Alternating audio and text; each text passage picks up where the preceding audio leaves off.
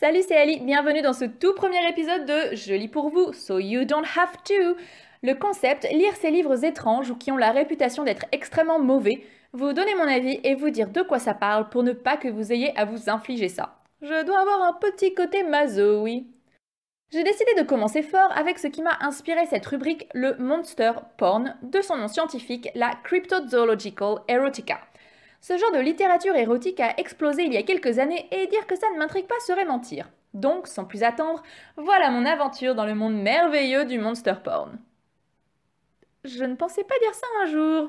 J'ai fait une sélection qui me semblait large. Les créatures mythologiques avec le très célèbre Come for Bigfoot, les dinosaures avec Pumped by a Pterodactyl, je n'ai pas trouvé Ravaged by the Raptor, qui me parlait beaucoup plus, les très classiques aliens dans Invaded by Aliens, et le dernier, parce que je kiffe le titre, Monsters Made Me Gay.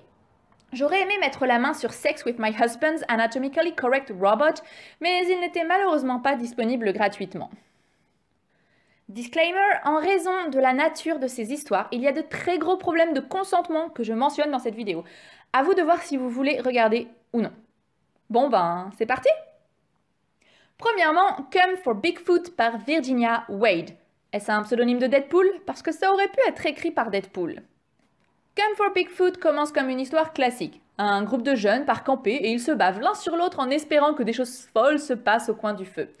Notre héroïne est présentée comme une bombe sexuelle qui ne veut rien de plus que s'envoyer en l'air pendant ce voyage. T'inquiète pas, ma grande. Sans le titre, on pourrait penser qu'il s'agit d'une nouvelle érotique, tout ce qu'il y a de plus normal. Ça peut d'ailleurs être amusant de piéger vos amis. Don't do that!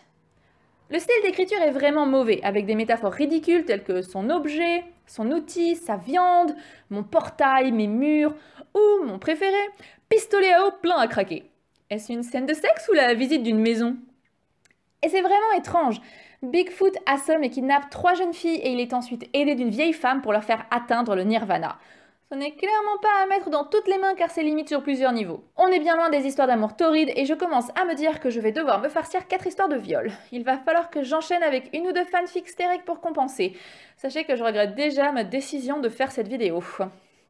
Deuxièmement, Pumped by a Pterodactyl par Verity Vixen. La première fois que j'ai entendu parler de monster porn, c'était avec un T-Rex. J'avais hâte de savoir comment ils avaient géré la différence d'époque. Allait-on se retrouver avec une incroyable épopée temporelle avec voyage dans le temps et aventure? J'avais de bons espoirs pour celui-là. Au début, on a la mention que tous les personnages du livre ont plus de 18 ans. C'est rassurant, personne ne veut être traumatisé par un ptérodactyle avant même d'être majeur. L'auteur a indiqué avant le début du récit qu'elle veut exciter notre esprit et notre corps avec une histoire très soignée, des héros sexy et beaucoup de sexe torride. C'est malin, j'ai de grandes attentes moi maintenant. Cette nouvelle commence bien. On est jeté au cœur de l'action dès la première phrase, puisqu'on arrive au milieu d'une partie de jambes en l'air avec le steward. J'ai l'impression qu'il est de coutume de commencer avec une scène de sexe entre humains avant de passer au plat principal. Par souci de comparaison, j'imagine. Mais bon, qui n'a pas de fantasme concernant les stewards en uniforme? Je ne parle pas de moi, bien sûr, hein, c'est une amie. En tout cas, on a clairement une augmentation de la qualité de rédaction. Et ils utilisent des préservatifs. Protégez-vous les gens, c'est important. La preuve, ils le font même dans les monster porn. Bon, j'ai quelques doutes concernant la scène avec le ptérodactyle, mais on n'y est pas encore. Ce que je kiffe avec ce genre de récit, c'est que tout le monde est super sexy et prêt à s'envoyer en l'air, un peu comme dans un dating game ou un RPG. Qui sera le prochain? Lancez votre dé. 6, vous avez le pilote. 5, le steward. 4, le professeur à lunettes. 2 ou 3, le chauffeur de la Jeep. 1, le ptérodactyle. Oh. Il y a du mystère dans celui-là, et le scénario est cohérent. Bon, après c'est vite dit, hein, des militaires jouent avec l'ADN et créent des dinosaures mutants, ils ont pondu au sommet de la montagne et les scientifiques veulent récupérer les œufs pour les aider à éclore. Ils font donc appel à une grimpeuse professionnelle pour aller les chercher. Jusque-là, tout va bien. Il y a un petit côté Jurassic Park pas inintéressant, bon. Le souci c'est qu'elle est en costume et aspergée de phéromones pour passer inaperçue, mais ça a l'effet inverse sur Jean-Luc, papa ptérodactyle qui se ferait bien la demoiselle. Demoiselle qui, ayant été présentée comme plutôt ouverte sexuellement, est fascinée par le pénis de l'animal. Boy, that escalated quickly. I mean, that really got out of hand fast. Même si la situation est horrifique et dramatique, le personnage humain est toujours présenté comme étant au moins un minimum intéressé à la perspective de s'accoupler à la créature en question. Même si elle se justifie vaguement en disant que c'est pour des raisons de survie. I saw right through you, girl. Bon, comme prévu, le ptérodactyle ne s'embarrasse pas de préservatif, toute une éducation à refaire. Mais ça ne dérange pas Diona, pour qui la conclusion de l'aventure est que c'est un putain de moyen de rejoindre le Mile High Club. Ce qui est un peu stupide vu qu'elle l'a rejoint juste avant avec le Steward. Ça a forcément été écrit par Crowley pour pervertir les âmes et les emmener tout droit en enfer. Troisièmement, Invaded by Aliens par Adrian Blue. Like my balls. Je sors. Celui-là, on a des tentacules sur la couverture. Classique. On est dans de la science-fiction avec infiltration d'un vaisseau alien. Il y a un minimum de recherche, mine de rien. Hein. Bon, par contre, on a le mot tentacule 2 fois en moins de 10 phrases. J'ai demandé à Oscar, ma Kindle, de compter combien de fois le mot apparaît en tout. 83 fois. Holy shit! Ça fait beaucoup de tentacules pour un si court récit, ça promet. Dans les 2 récits précédents, la scène de Monster Sex arrive dans la deuxième moitié du récit après avoir eu le temps de planter l'ambiance et introduire les personnages. Ici, ça commence dès la 3e page. Adrian Blue, you are not fucking around. Anna n'est pas très douée en infiltration visiblement vu qu'elle se fait surprendre immédiatement. Oh, tu m'as déçue, Anna. J'avais placé de grands espoirs en toi. L'auteur ne s'embarrasse même pas de dire qu'Anna n'apprécie pas le truc. Nope, elle est surprise en pleine infiltration, ennemie par des aliens qu'elle déteste, il la fout sur une table et youpla boum, elle arrête de penser. On a une claire diminution de la qualité de rédaction. C'est le premier récit écrit par un homme et on sent vraiment la différence. Dans les 2 premiers cas, les héroïnes avaient de l'expérience, alors qu'ici ça fait déjà 2 fois qu'on parle de passage vierge. A priori, il n'y en a pas d'autres, mais avec les aliens, on ne sait jamais. De même, dans les 2 nouvelles précédentes, les jeunes filles résistent et se justifient, tentent de se convaincre elles-mêmes, ce qui est une réaction assez féminine, mine de rien. Dans celui-là, le moment où Anna est frôlée par une tentacule, elle s'abandonne complètement au plaisir sans autre pensée. J'ignore dans quel monde elle vit pour ne pas être traumatisée par le fait que sa première fois se passe avec des tentacules ennemis, mais ça ne doit pas être la joie tous les jours. Bon, au suivant. Monster Made Me Gay par Hank Wilder. Ce qu'il en faut pour tous les goûts, on passe au mec. Notre héros est socially awkward, mais il nous explique que c'est dur d'être un has-been quand on est aussi beau que lui.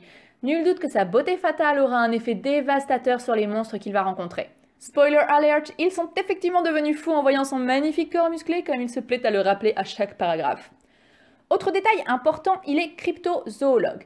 Il étudie les créatures mythologiques. Je sens qu'il va vite passer de cryptozoologue à cryptozoophile. Oh god, cette vidéo m'a rendu folle. Passons au scénario. Russell se rend dans un château où, selon la légende, un griffon était gardé par un collectionneur d'animaux. On se tape avec lui toute la visite du lieu, et j'en viens à regretter le côté direct de notre histoire d'alien qui avait le mérite d'être courte. Comme ma... Après la visite, notre héros part dans les falaises pour tenter de trouver la bête. Il emmène de la bouffe et du vin avec lui car c'est un gentleman et qu'il ne veut pas donner l'impression qu'il n'est là que pour le sexe. Surprise, surprise, le griffon rend visite à notre ami pendant sa sieste et dévore bien impoliment son paquet de chips. Aucune manière. Bien évidemment, la première chose que notre héros remarque alors qu'il est pour la première fois face à l'une des créatures mythologiques qu'il étudie, c'est à quel point le griffon est bien monté. Parce que c'est évidemment le détail le plus important. On n'a aucune idée de l'apparence de la bête à part qu'elle a un gros pénis. Le narrateur suit cette observation par un magnifique « no homo ». Je ne suis pas gay, mais je ne peux pas détourner le regard. Ce n'est pas de l'homosexualité ça, mon coco, c'est de la zoophilie. Ou cryptozoophilie, j'imagine. Pourtant, juste après cette déclaration, le corps de notre héros se retrouve parcouru d'étranges pulsions homosexuelles. Alors que sa main descend entre ses jambes, je réalise que c'est le premier de nos héros qui fait le premier pas. J'ignore si je dois être choquée ou soulagée de finalement lire un récit dans lequel il y a un réel consentement pour toutes les personnes impliquées. Et quand je dis toutes, je veux dire Russell, son pote amateur de chips, et les 4 autres griffons qui rappliquent.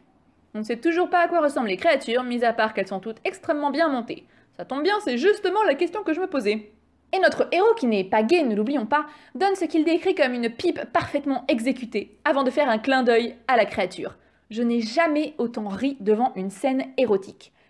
Par contre, même si j'aurais dû m'y attendre, la suite me fait un peu grimacer. Parce que les griffons, ça ne connaît pas vraiment les subtilités du sexe humain. Et mec, aucune préparation ni lubrifiant.